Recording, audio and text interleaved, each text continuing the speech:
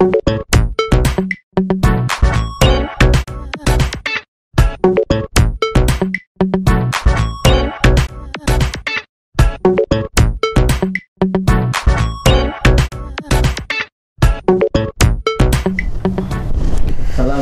warahmatullahi wabarakatuh.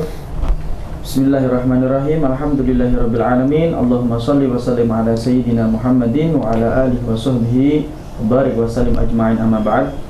Pemirsa MJ TV yang dimuliakan Allah Subhanahu wa taala, alhamdulillah kita berjumpa kembali dalam acara Sudut Pandang, di mana pada kesempatan kali ini kembali telah hadir bersama kita guru kita Ustaz Muhammad bin Husain Al-Habsyi.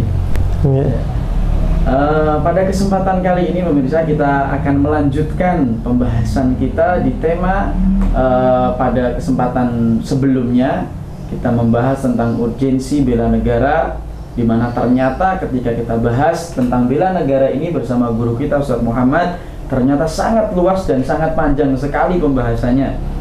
Nah, pada tema pertama sebelum kesempatan ini, Ustaz Muhammad bin Husain Al-Habsyi guru kita telah menjelaskan tentang ancaman-ancaman terhadap negara kita ataupun negara di luar negara kita, di mana ancaman tersebut berasal dari aliran radikalisme, di mana memiliki 3 unsur. Kembali kita ulas supaya ada review, ada ingatan kembali tentang tema yang sebelumnya kita bahas, bahwasanya aliran radikalisme ini didasari atas 3 hal, yaitu tentang khilafah Islamiyah, kemudian tentang salahnya pengertian di dalam memaknai arti jihad fisabilillah, juga tentang pengkafiran, di mana mudah sekali mengkafirkan orang-orang di luar golongan daripada aliran tersebut.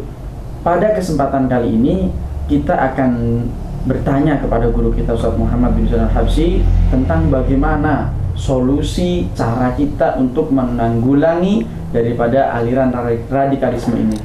Ustaz, aliran radikalisme ini pada zaman ini berkembang begitu pesat, Ustaz. Bahkan bukan hanya kalau kita lihat kan melulu agama Islam yang disorot tentang aliran radikalisme, tapi bahkan di siaran televisi, acara-acara televisi, atau mungkin di buku-buku bacaan sendiri pun ada selipan diajarkan tentang ajaran radikalisme. Lah, solusinya bagaimana Ustaz kita menanggulangi keluarga, anak-anak daripada aliran ini, Ustaz? Ya, jadi tentunya yang namanya radikalisme itu memang kadang ada hubungannya dengan agama, kadang bukan faktor agama. Seperti bisa kita lihat yang ada di TV kita ini sebagian ngajarkan radikalisme juga. Kayak kita lihat di TV kita, film-film Hollywood atau film-film Barat yang diputar, itu di situ ada caranya membunuh orang. Ada caranya itu mencekik orang lain, cepat membunuh orang dengan cepat matahkan tulang kepala. Ada caranya ngerampok bank. Ada caranya mencuri. Komplit pokoknya. Ada caranya masuk membobol satu tempat yang di situ penjaganya ketat. Itu di situ diajarkan semuanya. Nah, tentunya kita harus tahu bahwasanya radikalisme ini solusinya adalah yang pertama, ini bukan cuma melulu soal agama, yang ada di TV pun kadang-kadang juga di situ ada unsur radikalismenya. Belum yang ada di internet, website dan lain sebagainya. Ditambah juga dengan munculnya game-game anak-anak kecil. Bagaimana ada satu game itu ngerampok gamenya, ngerampok berperan sebagai seorang pencuri dan harus sukses. Kan itu akhirnya menjadikan cara berpikir anak-anak akhirnya gimana caranya orang itu mau sukses harus ngerampok dulu dan sebagainya kan. Nah, itu jadi satu hal yang bahaya tentunya. Solusinya memang pemerintah harus tegas. Bahwasanya acara televisi di situ ada radikalisme, ada pornografi, maka harus stop. Pornografi ini pun juga nanti ada berujung dengan kekerasan kan, ya, ada pemerkosaan dan sebagainya kan, ini kan juga akhirnya termasuk bagian daripada radikalisme itu tadi. Kemudian game-game yang kurang layak untuk ada di negara kita jangan sampai ada, karena ini bahaya ini, jangan sampai ada. Jadi memang benar harus dibatasi, harus diperketat untuk aturan penyiaran atau yang berhubungan dengan media, karena radikalisme itu terkadang dibawa oleh media-media baik yang itu sifatnya hiburan atau yang sifatnya religius. Yang pertama. Yang kedua, salah paham di dalam memahami ajaran agama Islam. Hal ini sudah pernah disampaikan oleh baginda besar Nabi Muhammad SAW. Beliau pernah bersabda dalam sebuah hadis. Hadisnya ini diriwayatkan oleh Imam Bazzar, diriwayatkan pula oleh Imam Ibn Hibban dalam kitab Sahihnya, diriwayatkan pula oleh Abu Ya'la. Dan kata Ibnu Katsir, ini hadisnya adalah sanadnya hadza isnadun jayyidun, sanadnya itu bagus. Dari Hudzaifah, qala Rasulullah SAW, semoga Allah meridhai Hudzaifah, dan sesungguhnya Nabi Muhammad SAW bersabda, innama atakhawwafu alaikum, sesungguhnya yang paling aku takutkan kepada kamu, rajulun qara'al Qur'an, seseorang yang membaca Al-Quran hatta ru'iyat bahjatu alaih, sampai nampak tanda-tanda Quran dalam dirinya. Wa kana rid'an lil Islam, dan dia itu orang yang punya semangat untuk membela atau menolong agama Islam. Ghayyarahu ila masyaallah, dia merubah Quran ini pemahamannya kepada apa-apa yang Allah kehendaki, maksudnya perubahan yang kurang baik lah. Fansalakha minhu, maka dia terlepas daripada Quran. Wa nabadhahu wara'a dhahrihi, meletakkan Quran di belakang punggungnya. Wa sa'a ala jarihi bisayf, dia keliling mendatangi tetangganya dengan pedang. Wa ramahu bisyirik, menuduh tetangganya itu berbuat syirik. Qala, sahabat mengatakan, qultu ya Nabi Allah, wahai Nabi Allah, ayyuhuma awla bisyirki al-marmi amir rami, siapa yang lebih utama dikatakan syirik, yang dituduh atau yang menuduh? Jawab sama Nabi, bal ar-rami, tapi yang menuduh. Nah, ini para ulama, ini adalah awal munculnya Rasulullah SAW mengisyaratkan akan ada golongan-golongan radikal. Yang pertama, orangnya itu bernisbat kepada Al-Quran, rajin baca Al-Quran, belum membaca Quran katanya seperti Al-Quran itu diturunkan, bacaan Qurannya bagus sampai nampak asar-asar Quran di situ. Itu adalah golongan yang tidak asing dengan Al-Quran, sangat menghormati Al-Quran. Dan beliau pun juga, golongan ini adalah golongan yang nampak atharul Quran atau bekas-bekas Quran di dalam wajahnya atau dalam dirinya. Kemudian setelah itu, sifat yang ketiga, jadikan pada qara al-Quran, ru'iyat bahjatuh, kemudian rid anil Islam, orang yang sangat punya semangat yang besar untuk membela agama, orang ini. Nah, akan tetapi setelah orang ini, tentunya ini kan bagus mestinya, ya kan? Orang yang baca ahli Quran, kelihatan bekasnya, dan setelah itu dia membela Islam, kan bagus ini. Tapi yang terjadi setelah ini sesuatu hal yang mengherankan. Nabi mengatakan gimana? Ghayyarahu ila masyaallah. Dia merubah Qur'annya, bukan lafadznya yang dia rubah, bukan hurufnya yang dia rubah, tapi pemahamannya dan takwilnya sama Quran itu dia berubah. Dia akhirnya mulai timbul sifat bahwasanya yang benar pemahaman Quran ya pemahaman saya. Saya ini ngikuti Quran. Jadi kalau orang menyalahkan saya, dia menyalahkan Quran. Jadi dia nggak bisa membedakan antara Quran dan pemahaman terhadap Quran. Contohnya gini. Ada satu ayat, wa'bud rabbaka hatta ya'tiyakal yaqin. Sembahlah Tuhanmu sampai keyakinan mendatangimu. Nah, para ulama punya pemahaman yang berbeda. Ada yang menafsirkan keyakinan itu ya benar-benar keyakinan. Benar-benar keyakinan. Jadi Qur'annya al-yakin, tapi pendapat ulama kan ada yang mengatakan ini keyakinan. Ada lagi yang mengatakan enggak. Yang dimaksud al-yakin itu adalah al-maut. Kematian itu yakin pasti akan datang.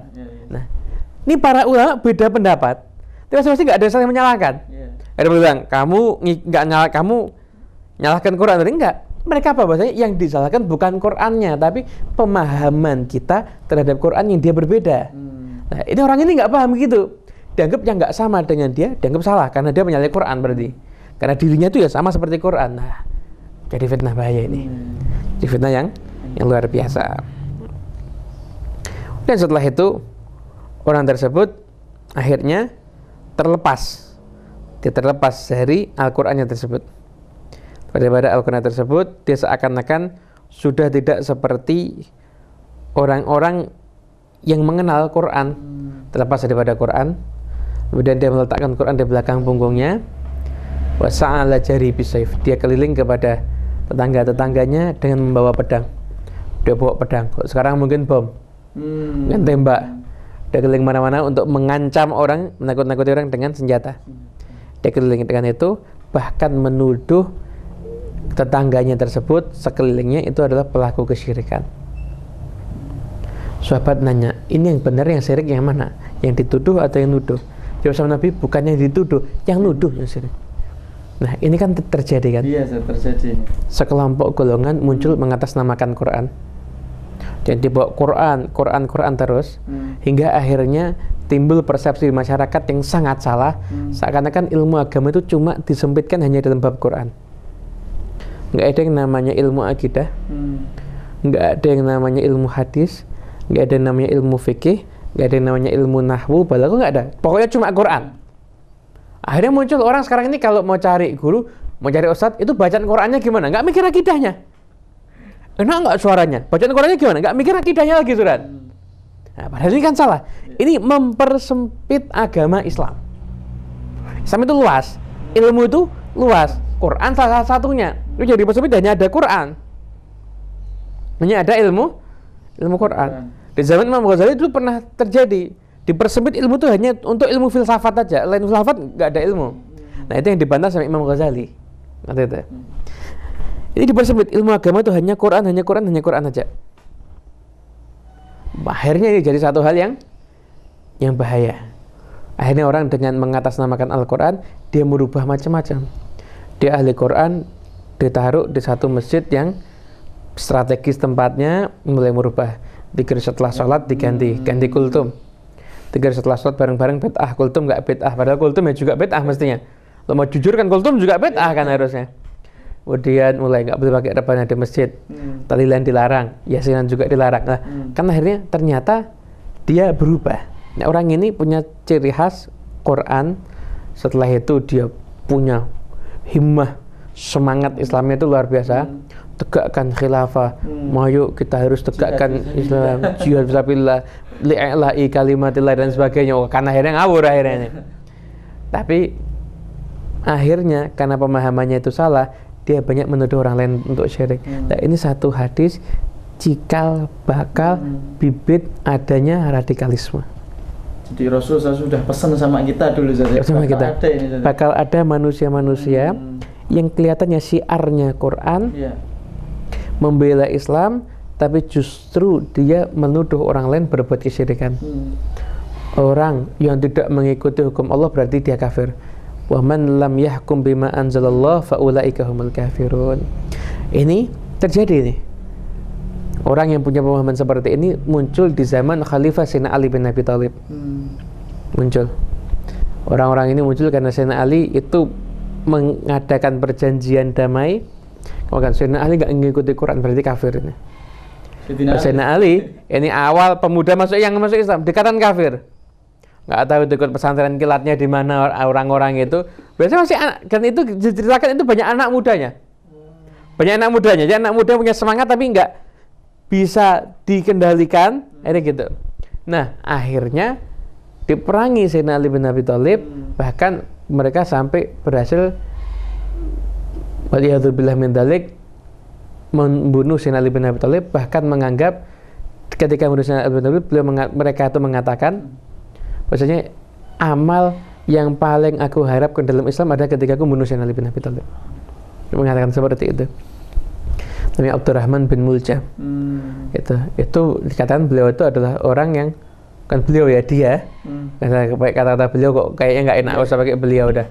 Dia itu orang yang ahli baca Quran, ahli apal Quran beliau.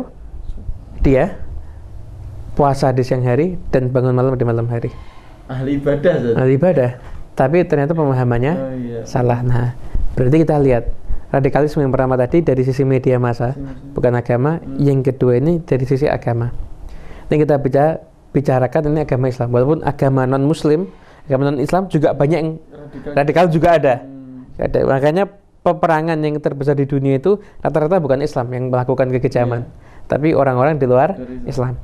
Nah, makanya butuh sekali peran para ulama, peran masyarakat kalau perlu berbarengan bersama dengan para media untuk memahamkan kaum muslimin tentang ajaran yang benar. Maksudnya radikalisme itu sama sekali bukan termasuk golongan ajaran Islam. Gitu. Kita potong dulu saat ini ya. Ya, pemirsa MJA TV, tadi pembukaan pemaparan daripada guru kita Ustaz Muhammad tentang solusi kita untuk menghadapi aliran-aliran sikap radikalisme yang mulai merebah di masyarakat pada umumnya. Kita akan bahas lebih dalam tentang peranan-peranan masing-masing lini, yaitu tadi dijelaskan oleh guru kita, ada peranan pemerintah, kemudian juga ada peranan ulama, tentunya juga orang tua juga sangat berperan. Nah, maka kita akan bahas nanti di segmen yang selanjutnya, maka jangan kemana-mana, tetap bersama kita dalam acara Sudut Pandang.